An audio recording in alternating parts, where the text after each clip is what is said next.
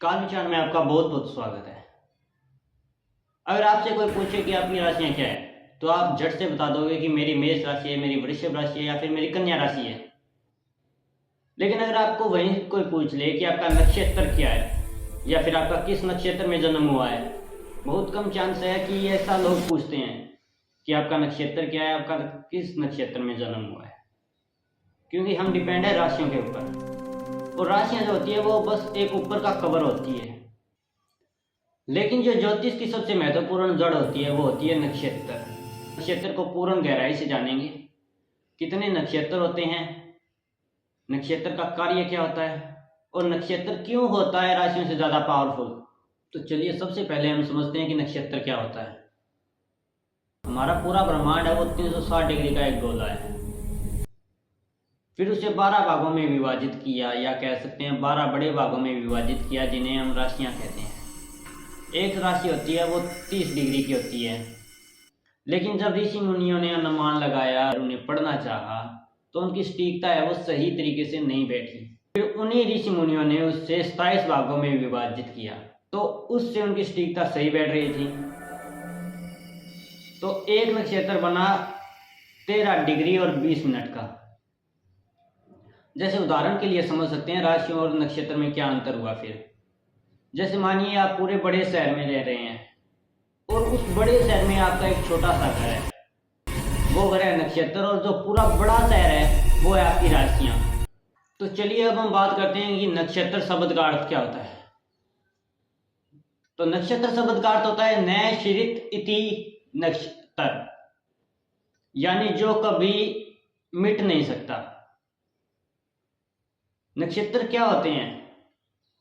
नक्षत्र तारों के समान होते हैं जो अपने स्थान से हिलते नहीं हैं, और जो चंद्रमा होता है वही इन नक्षत्रों के अंदर से होकर गुजरता है। जैसे उदाहरण से समझें तो आप किसी भी शहर में रहते होगे, आपकी पहचान वाला आए तो आप उसे अंदाजे बता सकते हो कि मैं मुंबई शहर में रहता हूँ, मैं दिल्ली शहर में रहता हूँ।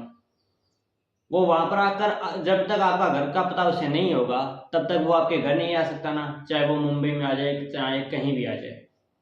तो नक्षत्र वो है। नक्षत्र, अगर राशियां आपका पूरा शहर है तो नक्षत्र जो है वो आपके घर की कॉलोनी है, और नक्षत्र के अंदर के जो चरण है वो है आपके घर। तो उसी वजह से राशियों से ज्यादा पावरफुल होता है नक्षत्र। और हम अगर पौराणिक कहानी से समझे तो राजा दक्ष की 27 पुत्रियां थी और उनका विवाह चंद्रमा से हुआ था। ये आपको सबको पता है कि राजा दक्ष की जो 27 पुत्रियां थी उनका विवाह चंद्रमा से हुआ था, यह आपने कहीं पढ़ा भी होगा। तो उसी प्रकार राजा दक्ष की जो 27 पुत्रियां थी उन्हें ही हम नक्षत्र कहते हैं। और चंद्रमा को आप सबको पता है कि पृथ्वी का चक्कर लगाने में 27 दिन लगते हैं, क्योंकि वो हर दिन एक नक्षत्र को पार करते हैं, यानी एक पत्नी के घर में रुकते हैं। और जिस दिन आपका जन्म हुआ है उस दिन चंद्रमा जिस पत्नी के घर में या जिस नक्षत्र में रुके हुए थे वही नक्षत्र आपका जन्म नक्षत्र बन जाता है। तो चलिए अब समझते हैं कुंडली में नक्षत्र का मतलब। जैसे मान लीजिए एक कमरा है, उसके अंदर एक बल्ब लगा हुआ है, उस बल्ब को कहेंगे हम ग्रह। कमरे की जो चारों तरफ की दीवारें हैं जिनका रंग है उन्हें हम कहेंगे राशियां।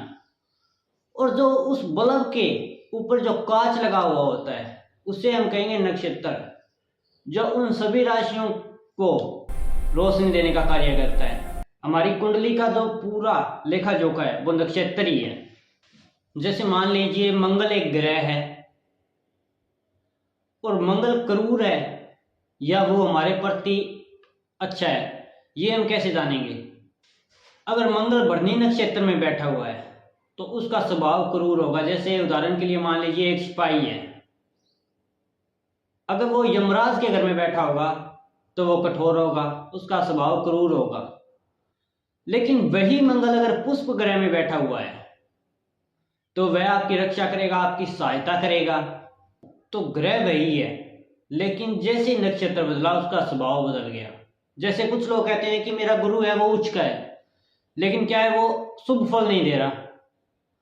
तो आप चेक करो कि वो गुरु जो है वो कहीं अपने दुश्मन के साथ तो नहीं बैठा, क्योंकि अगर आपका गुरु किसी दुश्मन ग्रह के साथ बैठा हुआ होगा या किसी दुश्मन नक्षत्र के साथ बैठा होगा तो वो कभी भी आपको सुफल नहीं देगा। अभी हम बात करते हैं विषोत्तरी दशा, और इस दशा के बगैर जो ज्योतिष है वो अधूरा है।